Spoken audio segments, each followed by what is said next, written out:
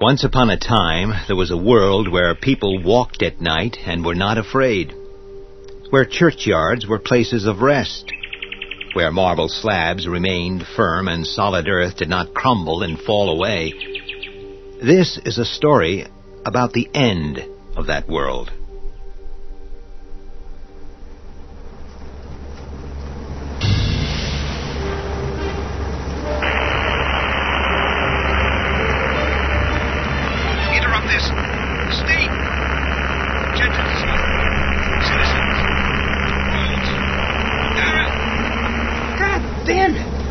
Driving for hours to find a crummy boneyard, and now even the radio dies. It could be the trees, Johnny.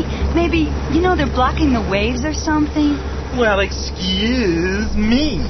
I didn't know I was in the presence of an electronics expert. Maybe you can use your vast knowledge of radio and navigation to find your old man's final resting place. Driving 200 miles to put the wreath on the grave of someone I don't even remember isn't my idea of a fun Sunday. Well, it's only once a year, and it makes Mom happy. I think we're almost there. I'm sure I recognize this place. Did you understand what that guy was talking about on the radio? Something about an emergency? Yeah, big emergency. Maybe they've run short of alfalfa. The cider's contaminated. Whatever it is, it's not going to change our lives any. We could drop dead right now, and no one around here would even notice. Look, there it is up on the left. If you turn into the drive and go to the top of the hill, it'll be around there somewhere. Do you remember where the grave is? I'm not too sure, and it's getting dark. You're the expert. Look for it yourself. I've been doing all the driving, remember? There it is. We're gonna die! Oh, look at all the these places have caretakers or something. Yeah, and it looks like your prayers are answered. Where? I don't see anyone. That's because he's not really there. He's a spook. He comes out of the grave. Then he hides until you get right on top of him. Then he pounces. He's dead, but he won't lie down. Oh, now I see him. Shut up, he'll hear you. He doesn't care. The dead don't care. The dead don't hear. Did you know that, little sister? When you're dead, the first thing that goes is your eardrums. The worms get in and eat them as a delicacy. Then they use the channels to breathe in. You're disgusting. Look, he's coming towards us. I'm going to talk to him about cleaning up here. Where are you going? Back to the car. You two can fight it out. Excuse me, but do you work here? If you could, what are you doing? Ah, Johnny, help me! Ah! You crazy, degenerate bastard! Get off her! Run, Barbara! Get the car started! Barbara ran, but Johnny didn't. He was too busy fighting the man, if man it was. A man with staring eyes, an oddly pulpy body that absorbed the blows pounding into him. The body that stank more than any living body should. The body that overpowered Johnny's younger, stronger one, ripping out his throat, smashing his skull against a rock, then delving deep inside. Oh, God! Oh, God, where are the keys? Oh, no, Johnny still got them. Johnny, come on. Oh, no. Barbara looked for her brother. She saw him, and the thing that straddled his body, its face smeared with blood. She did not wonder where the blood came from, for she could see the gaping hole in her brother's neck. But she felt no grief, only a mad desire to escape from the figure that now began to shamble towards her, bloody hands outstretched, scrabbling at the windows of the car and leaving pink smears all over them. Somehow, she released the handbrake, put the car in neutral, and her body, thrashing in terror, and the pounding outside set gravity in motion. It began to roll forward, gently at first, then faster, as if it sensed the terror that was behind it, the terror that pursued like a blind robot under the control of an unholy master. But hills don't go on forever, unless they lead straight to hell. Finally, the road leveled, then began to climb upward, and the car slowed, stopped and slipped back until Barbara pulled on the brake. But the thing behind had no brakes. Frantically scanning the horizon, the girl saw a small farmhouse about 100 yards distant. To the left of the house was a gas pump. Barbara jumped from the car and ran until the solid wooden door of the farmhouse barred her flight. Help! Oh, help me, please! For God's sake, help me! Let me in! Open this door, damn you! Oh, my God, it's open. Where's the light switch? Oh, good. Is anyone home? Please, there's a madman outside. I've got to call the police. Where's the phone? There it is.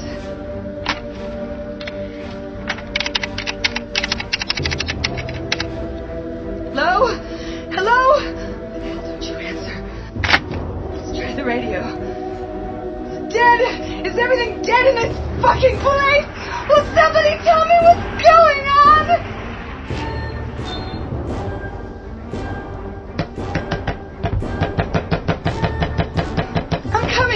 I'm coming!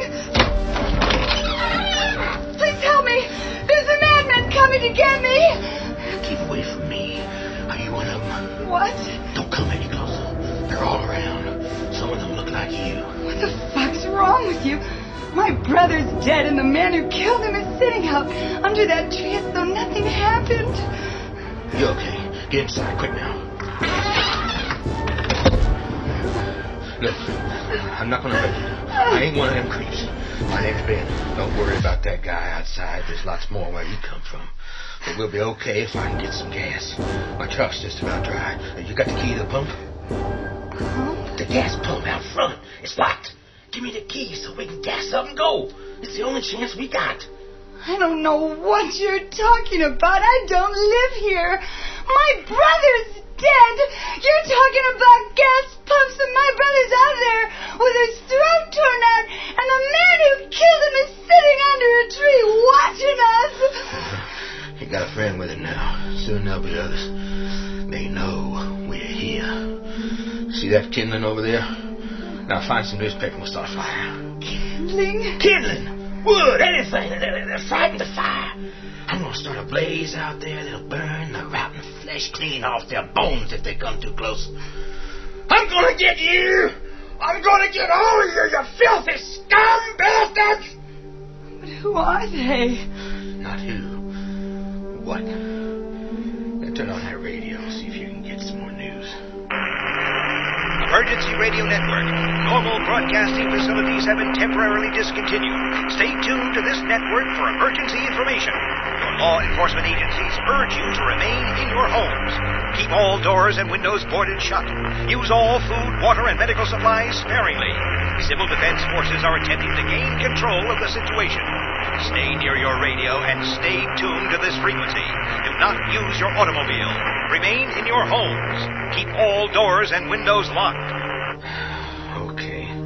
Forget about the gas for a while. We're gonna have to hold up here for a bit. Now snap out of it and help me barricade these doors and windows, will you? I'm gonna bust up every bit of furniture I can find and you look for a hammer and some nails.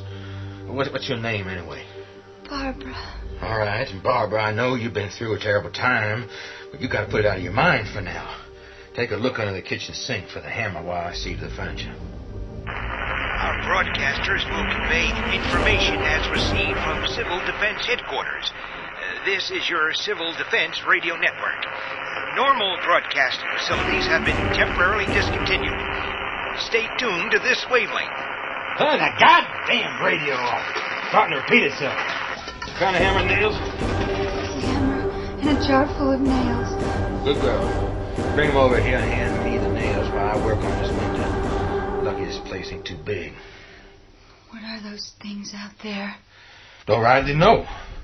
And they're not human, that's for sure. Might have been once, but no more. No, sir. Give me a couple more nails. All I know is I was out of town on my job, and I was waiting at the station to get home to see my kids. Only the train didn't show. And I waited, no one seemed to know what was going on, so I started to hitch. You know, Oh, okay, that's fine. Now over to the next one. Anyways, no one would pick me up. But, well, that ain't surprising, because folks don't pick up like hitchhikers, do they? Then I get to this little town, and it's all wrong somehow. Looks like the plague's hit it, only no plague I know leaves people all tore up and bloody. Then I pass a diner, and I hear a radio blasting, and I know I gotta get me home as quick as possible to my 2 boys.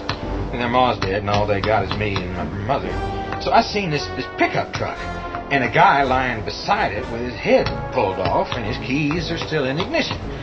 So I take off like a bat out of hell, and the things I see along the way, I ain't gonna tell you about.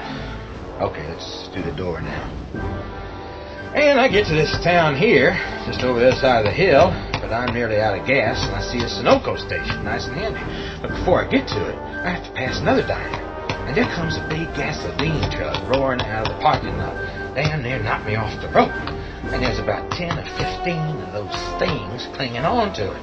And some of them are reaching into the driver's cab, and one of them has his arms around the driver's neck, and the truck goes clear across the road, right through the pumps. Boom! Everything blows. One big bang. Hey, yeah, I'll keep them out. Let's do the back of the house now. We'll leave the upstairs. There's no overhanging trees, and they don't seem to be able to climb. Where was I? Oh, yeah. The things still on the truck are blazing, and the rest are shuffling away as though they're scared of fire. And the driver, poor bastard, he can't get out of his cab, and he's screaming because he's being cooked alive. And you know, I never thought I'd say this, but it's a better way to go than being caught by those things.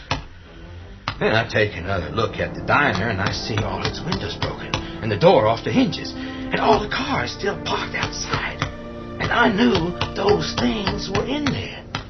Only it wasn't food they were after. Least of all, not the sort you and me eat.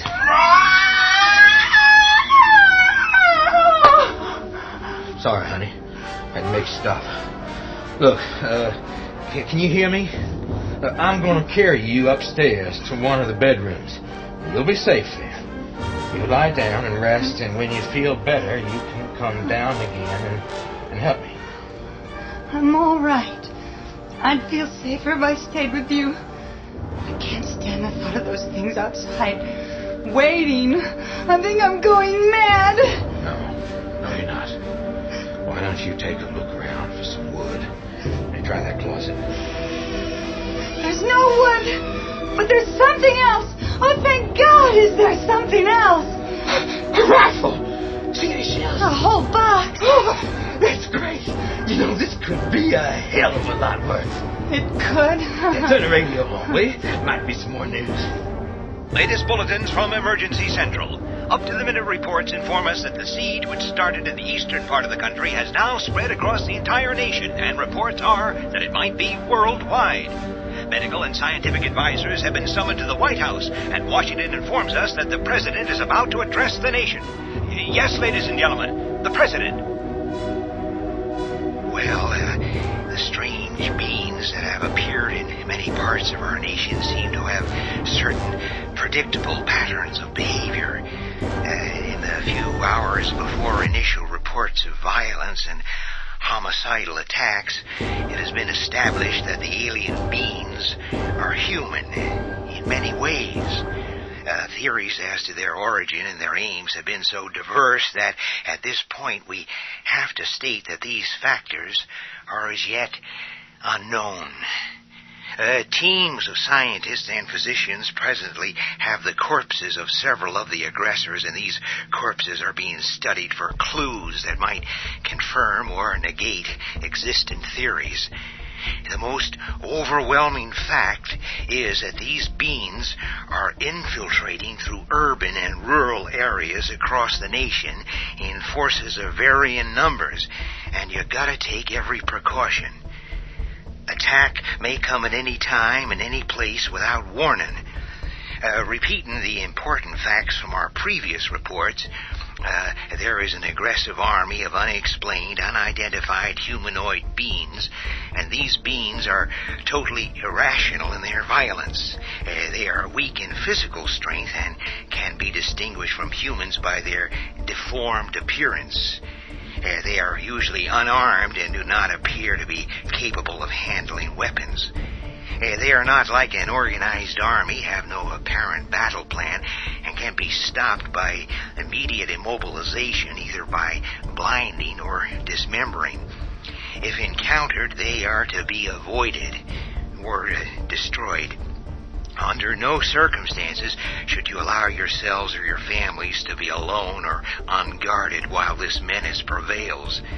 These beings are flesh eaters, and they eat the flesh of the victims they kill.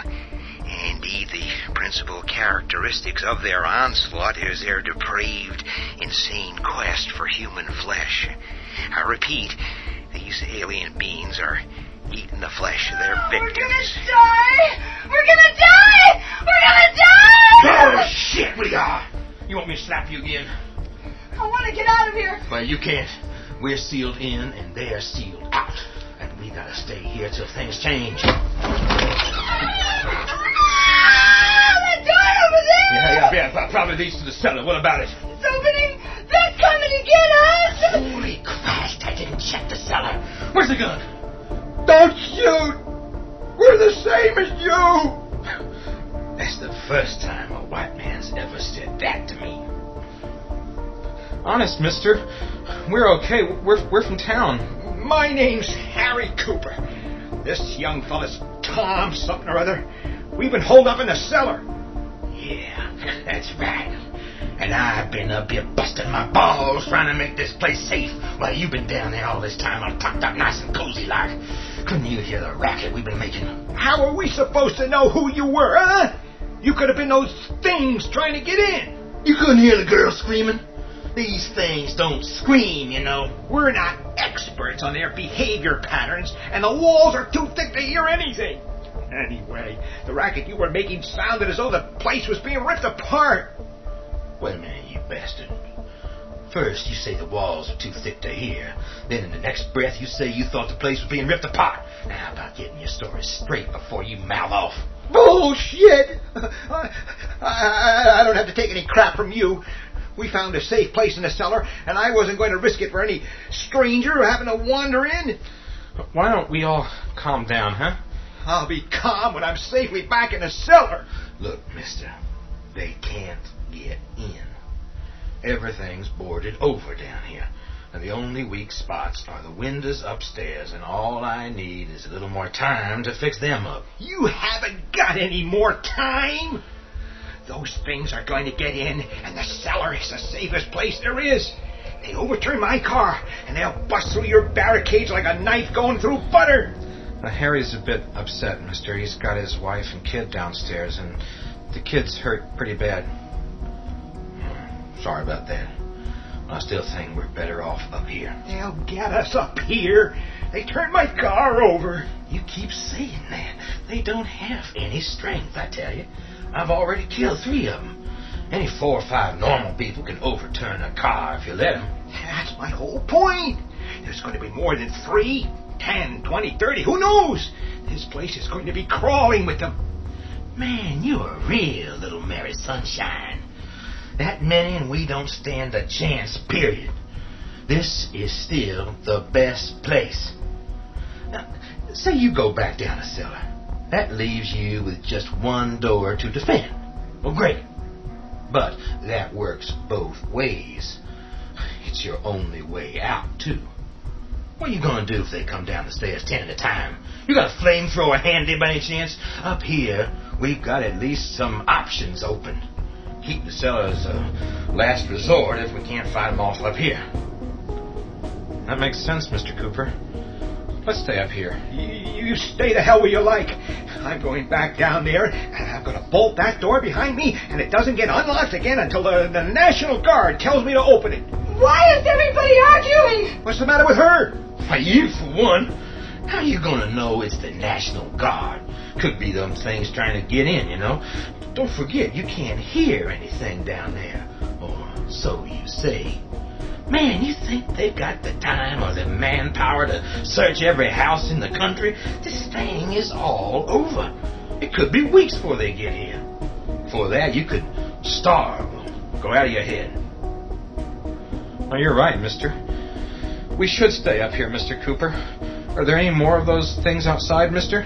Ben's the name, kid. 6 or 8, I'm thinking. Didn't anyone believe in cremation around here? I'm going downstairs. You stew in your own damn juice. They're coming at us. Ben and Tom ran over to one of the windows where gray and rotting hands were trying to force their way in. Ben slammed the heavy rifle butt down on the groping fingers. Oblivious to the pain, they continued to scrabble at the wood, trying to rip it free from the nails that held it to the frame.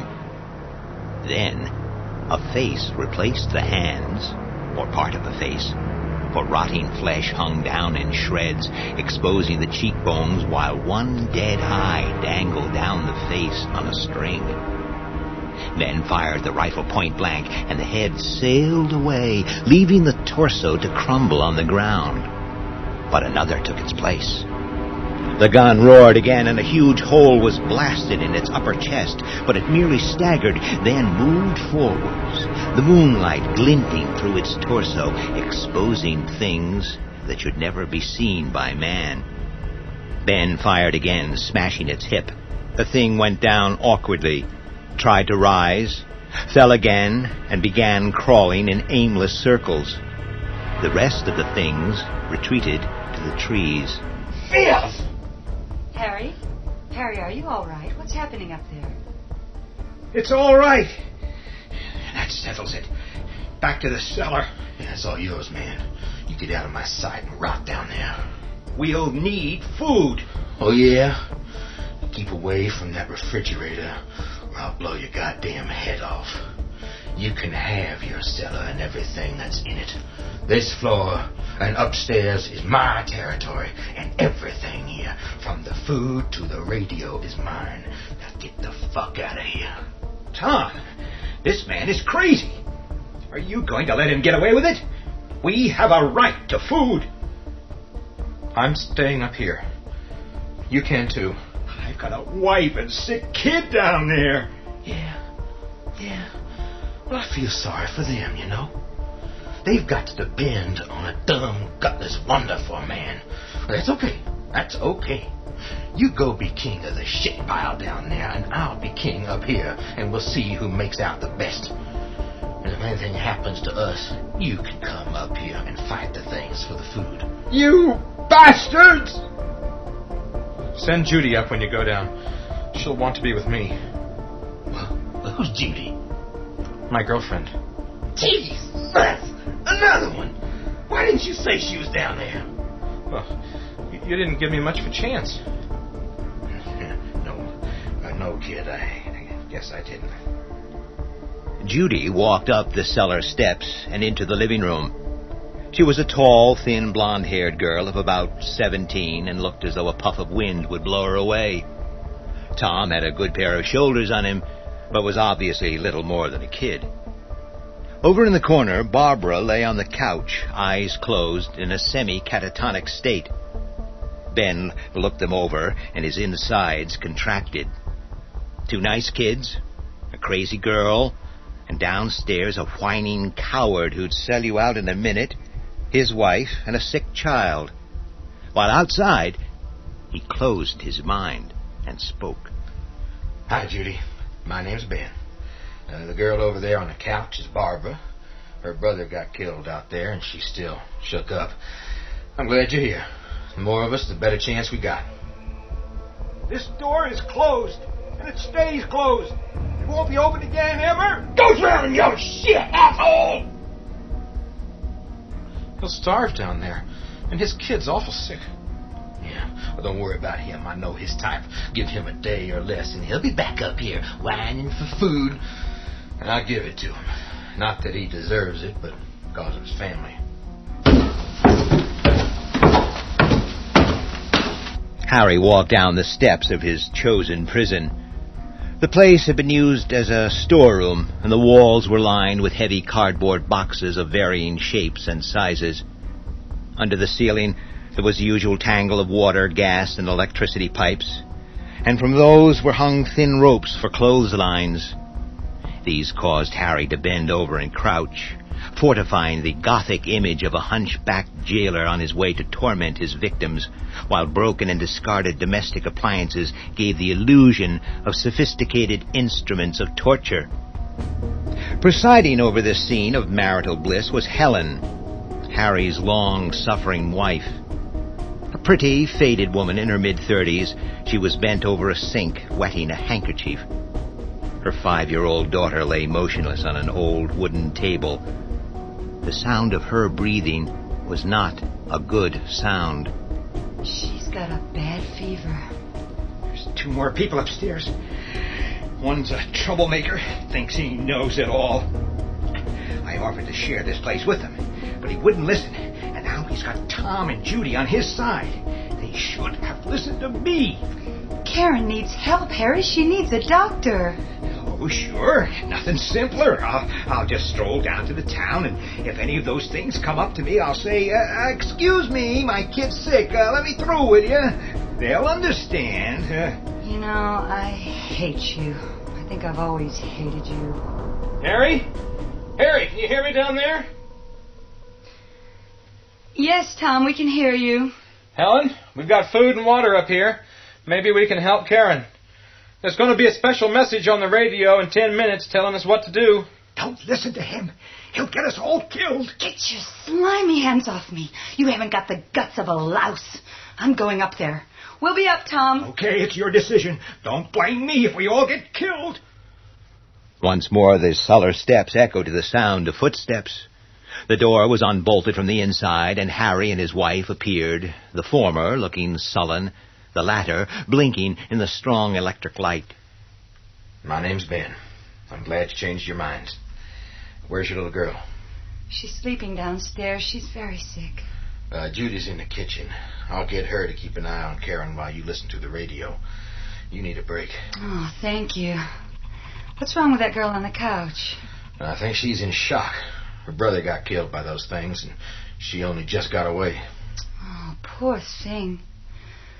Harry, that poor girl's brother was killed. This place is never going to hold.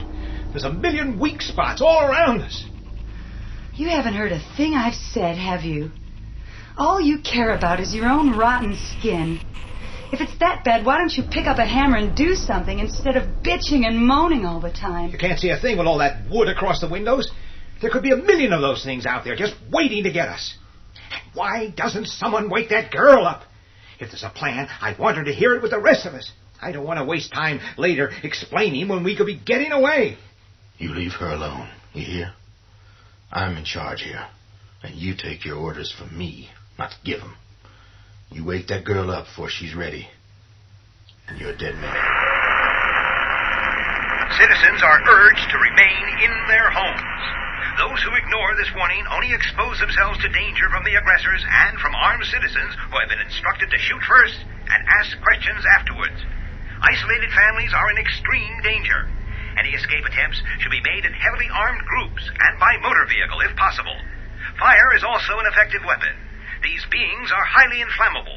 Man-defense outposts have been established on major arteries leading to all communities. These outposts are equipped to defend all refugees and to offer medical and surgical assistance. Police and vigilante patrols are in the process of combing remote areas in search and destroy missions against the aggressors. These patrols are attempting to evacuate isolated families, but rescue efforts are proceeding slowly due to the sheer enormity of the task. We now bring you Sheriff C.W. McClellan, Chief of the County Police. Well, folks, things aren't going too badly. We killed 19 of the things today and might have had more. Only my men had to stop to eat and drink. Sheriff, can we defeat these things? Sure we can. All you gotta do is shoot for the brain. Or if you ain't got a gun, just lop their heads off. A machete should do it. Or burn them. Yes, sir, they go up like wax paper if you put a light to them. Only don't let them get too close. So you think you'll have the situation under control? In time. Leastways in our part of the world. Can't speak for anywhere else. They're pretty weak, and the only way they can get you is to take you by surprise, or by sheer force of numbers.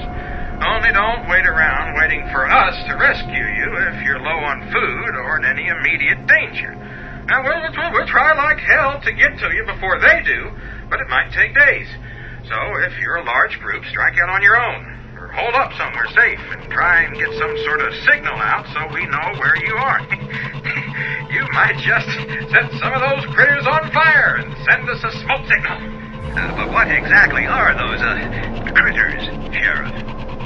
Oh, they're dead ones. Right enough. Only what brought them back to life, I don't know. Not my concern either. My job's to put them back in the ground a second time and make certain they stay there. Thank you, Sheriff McClellan. And now, please remain in your homes with all the doors and windows locked and securely fastened. We will be with you every hour on the hour with updated reports on this national emergency. That's a big help. Don't wait for rescue, but lock all your doors and windows. Stay put and send the signal, but go out if you got a gun in a car. Might just as well be trying to sort out a screw-up in your checking account. They said they had doctors and medical supplies. If we could somehow get there, they could help Karen. Sure. Carrying a sick child with a crazy lady in tow and the place crawling with those things. I don't think we have much choice. You, Ben? The nearest big town is only about 10 miles away, and they're bound to have a checkpoint there. You from this area? Sure. Judy and I were swimming in the lake over there when those things came. We grabbed our clothes, ran over to the house, found the old lady who runs the farm dead upstairs. Then Harry and his family showed up. You know, I didn't even see her. Where is she? Oh, in one of the bedrooms. Pretty chewed up. She had a 10-year-old grandson, but there's no sign of him. Same age as my oldest boy. What? Nothing. Well, that settles it. We go. And I say we stay till the cops come. Mister, I have never wanted to bust anyone in the mouth as bad as I want to bust you. Your kid's sick and you want to stay here. It's murder to go out there.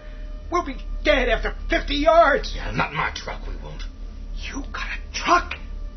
Jesus Christ, why didn't you say so? Yeah, there's only enough gas to get us up to the main road, and the gas pump out front is locked up. You gonna volunteer to go out there and bust it open? Well, the key's got to be somewhere. There's a big key ring down in the basement. Well, get it. Are there any jars down there? Jars? Well, some old fruit jars, I think. Well, get them too. Get some kerosene. We're gonna make some Molotov cocktails. Toss them out the upstairs window and drive those things back so we can get to the truck and the pump. Harry, you'll be responsible for throwing the cocktails and for covering the front door while we get the truck. As soon as we're out of here, lock it up. Then be ready to open up sharp when we get back. I'll need to take the gun then. I've got to have the gun. Like hell you do. What do you think we're going to use outside? And how do I know you and Tom won't just gas up and go? You don't, prick. That's what makes life so interesting. If we leave, you can just go back down your funk hole like you've been wanting to do all along. Now turn on that goddamn radio, and while we're listening, you can be making the Molotov cocktails. I don't know how to. Well, you fucking learn. Tom, you come over here with those jars. You know how? Sure, we learned it in school. Some school. Good evening, ladies and gentlemen. It is now midnight Eastern Standard Time. The latest report from the Walter Reed Hospital confirms what many of us have thought all along. The army of aggressors, which is attacking much of the east and midwestern sectors of our country, is made up of dead human beings. I don't need him to tell me that. Will you be quiet? dead people from morgues, hospitals, funeral homes, as well as many of those killed during the conflict, have returned to life with an insatiable desire to kill other humans and to feast upon their flesh. What has caused this terrible occurrence we cannot say, but speculation focuses upon the recent unsuccessful space probe to Venus. You will remember that the spaceship, carrying with it a high level of radiation, crashed into the Atlantic Ocean just off the eastern seaboard. We may never know the reasons for the horror we are now experiencing, but we emphasize that the marauders are not from another planet, but are recently dead human beings. They can be killed easily by a gunshot or by heavy blows to the head. We also warn you that anyone who dies as a result of being attacked by one of these creatures may also come back to life with the same predatory instincts. The disease is communicable through open wounds, bites, or scratches. Anyone who dies during this emergency must be decapitated or cremated immediately. Harry, where's Helen and Judy? Downstairs with Karen. How'd your kid get sick? She was bitten on the arm by one of those things. You or Helen better stay with her at all times. And you've got to tell Helen what to expect and what we've got to do if she doesn't pull through. You can't do that to her. Well, you heard the radio. If she dies, she won't be the kid you both loved. She'll be a monster. Tom, ask Judy to come up here and keep an eye on Barbara. Harry, you go upstairs and start tossing those Molotov cocktails out the open window. Only don't hit the truck. Once you've got a wall of flame going, you come back running downstairs, and as soon as me and Tom hear you, we'll hit the door. Now, you hang on to that pitchfork in case some of them try to get through. Then make sure the door is closed and barred again. As soon as you hear us drive up to the house, open the door pronto, you hear me? And get all the women ready to make a run for it. Harry climbed the stairs with a box of Molotov cocktails and opened the window on the landing. As he looked out, he saw groups of the dead things huddled all over, like idlers hanging outside an employment exchange. Some were around the truck. Others were standing in the clumps of trees. Viciously, he began to light the Molotov cocktails and hurl them with all his strength through the window. They burst on the gravel path and the grass beyond, flames illuminating the things as they drew back, moaning softly. Some of the kerosene splashed on them, and their bodies flared like dried Christmas trees. While Harry was busy upstairs, Ben and Tom worked feverishly on the door, prying the wood away from the nails as quietly as possible so as not to alert the things outside. Finally, the last barricade was lifted, and soon after they heard Harry's running footsteps on the stairs. They darted out, and Harry reached the door, but not in time to stop a panicked Judy who ran after Tom. Harry knew his duty. He slammed the door shut in time to see Judy's path blocked by two of the ghouls. By now, Tom had clubbed his way to the truck, climbed into the cab, and was trying to start the engine. Alerted by Judy's screams, Ben turned and drove the stock of his rifle butt into their skulls, grabbed the frightened girl, hurled her into the cab, then jumped into the flatbed. The engine fired and the truck rocked across the uneven ground and screeched to a halt against the pump. Tom leapt out and fumbled with the lock, but seeing the creatures almost upon him, Ben shoved him back and smashed the lock with his rifle, releasing the gas which spurted in all directions. Picking up the hose, Tom crammed it into the gas tank, spilling a generous sample on the ground, while Ben continued to fight off the invaders. Neither of them saw the dying flames from the Molotov cocktails spring into life as they sped across the gas-soaked ground, then leap across the rear fender of the truck. Tom's awareness came from the sudden rush of heat on his back. He yelled, turned and jumped into the cab and gunned the engine, a terrified Judy clinging to him. Ben, knowing that the only escape route was back to the farm, started to run, swinging his gun like a club, head high. Peering through the barricades inside, all that Harry could see was a running man surrounded by misshapen figures and the truck, by now a fiery comet, speeding away into the distance. Suddenly, it exploded in a ball of flame, incinerating its two passengers. Harry, by now wild with terror, abandoned the locked front door and headed for the cellar. Outside, 3 ghouls were trying to claw their way in, and Ben quickly pulped their heads like a child demolishing toadstools with his foot. Finding the door locked, he retreated several paces, then hopped towards it, using one leg like a battering ram and smashing his way through, just in time to see Harry opening the cellar door. Get over here and help me fix this door! Now, you shithead. If next time you pull something like this, I'm gonna throw you outside and feed you to those things. Something you're too rotten for even them to eat. Helen, come out of the cellar. Tom and Judy are dead. We're stuck here. Good evening, ladies and gentlemen. It is now 1 a.m. Eastern Standard Time. For the first time, we are seeing signs that the authorities are beginning to get things under control. Civilian personnel working in conjunction with the National Guard have reestablished order in most of the affected communities, and while curfews are still in effect, the intensity of the attack is abating. Law enforcement agencies are predicting a return to normality within the week. However, until then, vigilance must be maintained. We must decapitate and burn all corpses. And now a few words from Dr. Lewis Sanford of the local county health department. Dr. Sanford, can you give us any reasons for this phenomenon? We really can't explain it at present. That's not to say that we won't have an answer for you sometime in the near future, but so far our evidence is inconclusive. But what about the Venus probe? Well, what about it? You know as much as I do, and I'm really not qualified to comment on it one way or the other. As you know, I'm a medical pathologist, not an aerospace engineer. What I and my colleagues have been trying to do is to find a medical or pathological reason for something that is without precedent in history. Most likely the causes are due to a virus or viruses that are unknown to us. They could have mutated or been activated by something like the Venus probe. But will it go on, sir? I mean, will we have to keep burning our corpses? Well, why not?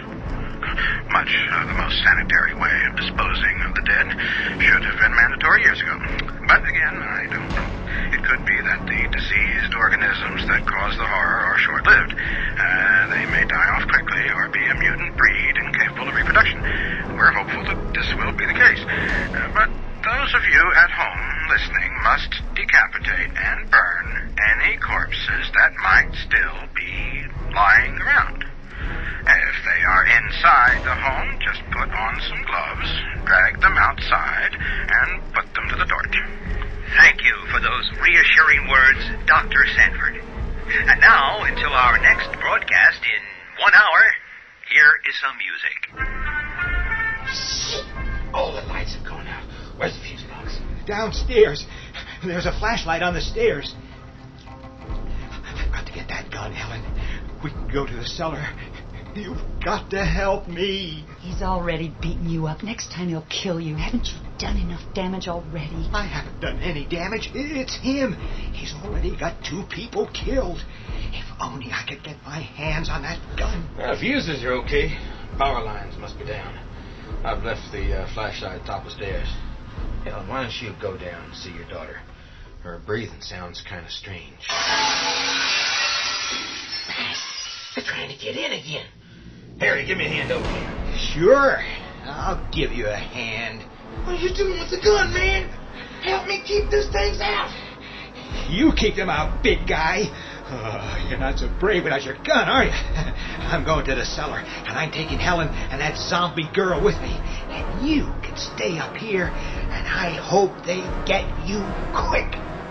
Ben turned towards the window where a number of the ghouls were pounding on the timbers.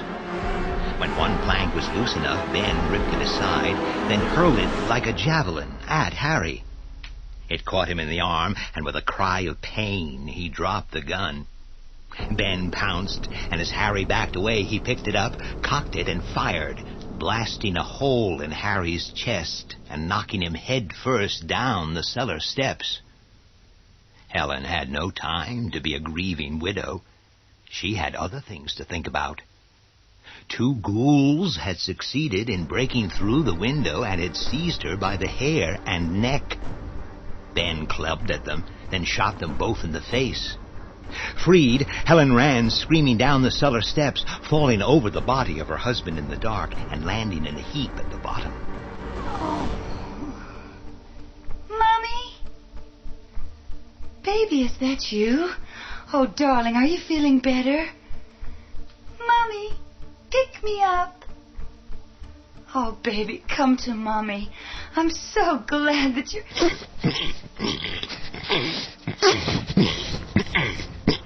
Oh! Oh, Karen! No! Please! Karen wasn't feeling better. Karen wasn't feeling anything at all, except the lust for warm human flesh, for she was dead. Her mother's fall had interrupted her as she was chewing through her father's arm, but she had always liked her mother better anyway.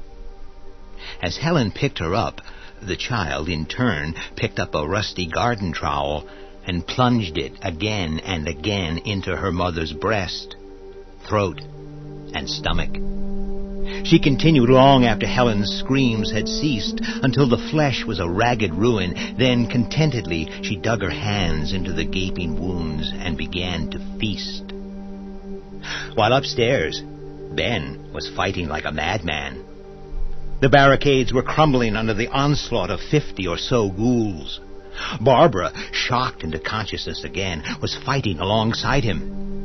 One ghoul sank his teeth into her neck until Ben blew off most of his head. Part of its face and jaw still remained embedded in her flesh, and, quite mad now, she ran screaming from the room, straight into the path of a group of undead who were advancing towards her. They fell upon her, ripping and tearing as they dragged her outside. She fought on automatically until she looked dead into the face of her brother Johnny, who had his fingers locked for the kill. Mercifully, her brain cut out, and seconds later her body followed as she was engulfed. There would be nothing left of her to be reanimated. Ben, outnumbered, retreated slowly towards the cellar. From behind, he felt hands clawing at his legs, looked down, and saw the bloody face of Karen. All normal instincts gone, he picked her up and smashed her against the wall, but she staggered to her feet and advanced again, but too late to stop him leaping down the cellar steps and slamming the door behind him. The door shook and bulged like canvas caught in a strong wind, but miraculously it held against the onslaught. Little by little, the pounding diminished, and from the shuffling noises above his head he deduced that the ghouls were leaving the house to feast on the body of Barbara and to wait easier prey. His fingers closed around the discarded flashlight, and he held it upwards to check out his new territory. The first thing it encountered was the shiny, bald pate of Harry, then his staring eyes and half-chewed arm. But the eyes were no longer staring. One of them twitched, then the other, and slowly the limbs jerked, like those of a man under electric shock therapy. It wasn't easy to hold the light on the thing that wouldn't die and to aim the rifle at the same time, but Ben managed. The bald covering was blown away, and with it most of Harry's brains splashed against the far wall. Helen's body was in a far worse state of mutilation. Karen had an unholy appetite for a 5-year-old. But it, too, began to roll over and play living until a bullet obliterated its face and head. Now there was no one else left. All of them were dead, except him. As he threw down his rifle in exhaustion, he felt a pain in his right arm. Looking down, he noticed, almost absent-mindedly, the torn shirt and parallel lacerations caused by Karen's teeth. So, now his name was on the waiting list of the Undead Club. Sinking into a corner, Ben wept uncontrollably, then, worn out, fell asleep. His last waking thoughts were on his 2 children. Hey, Sheriff, how many more places we got in this area, huh? Well, Sergeant, there's another 10 I'd like to finish before noon. We'll meet up with the local patrol cars at the Miller farm. Check it out, then we'll push on. Depending how it is, maybe we'll stop for a break and some coffee there. The men are dog-tired. Uh-huh. Reckon there'll be anybody left there? How the hell should I know? Doubt it. All there is the old lady and her 10-year-old grandson. Depends upon how many of those things are in the area and whether she could get to somewhere safe. We'll know soon enough. Inside the Miller farm, the cellar was pitch dark. The flashlight battery had expired long ago, but sounds were filtering in. Voices. Human voices. Ben awoke and groped his way up the stairs, stopping in sudden terror as his weight caused them to creak. In the distance, the sheriff was supervising the mopping-up operations, shooting the now sporadic figures of the ghouls. Advancing towards him was a group of uniformed men. Hi, boys. Sure glad to see you. How's it going up at your end? Not too bad. Things are under control. Checked out the Miller farmhouse yet? Looks pretty bad. Figured we'd let you take care of that. Oh, thanks a bunch. Why don't you join us in some coffee up there, huh? Delighted. Sheriff, there's a pocket of them down there. There's ghouls all over the place and a couple of abandoned vehicles. One of them's all burned up. Well, you should be used to it by now. Kill them and burn them. I'll be right down. That's it, man. That's the spirit. Don't let any of them get away now. If you can't blow the head off with one shot, don't waste any more bullets. Finish it off with your machete. Then drag him over to the pile there and set him alight. It was now or never for Ben. He eased the bolt back from the cellar door, flung it wide, and rushed out, his momentum carrying him halfway across the room. Still sick with fear, he glanced wildly about. The sunlight streamed through the smashed and partly smashed barricades, but there was no one, dead or undead, on the premises. Outside, the sounds of activity grew closer. A great feeling of relief welled up within him, leaving his legs like jelly. He paused for a moment to regain his strength. Maybe the wounds on his arm were not that bad.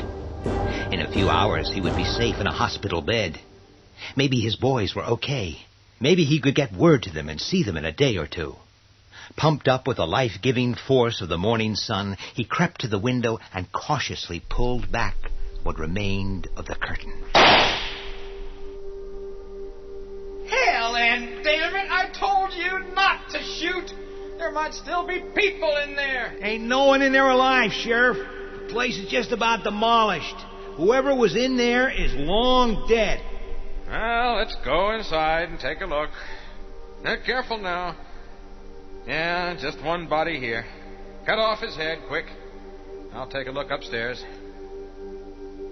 You know, I wonder who was here. Whoever it was, they sure put up a hell of a fight. Couldn't have been Mrs. Miller, Sheriff. There's not a trace of her anywhere. Or her grandson. I guess we ain't ever gonna know. It don't matter a damn now, anyway. Damn now.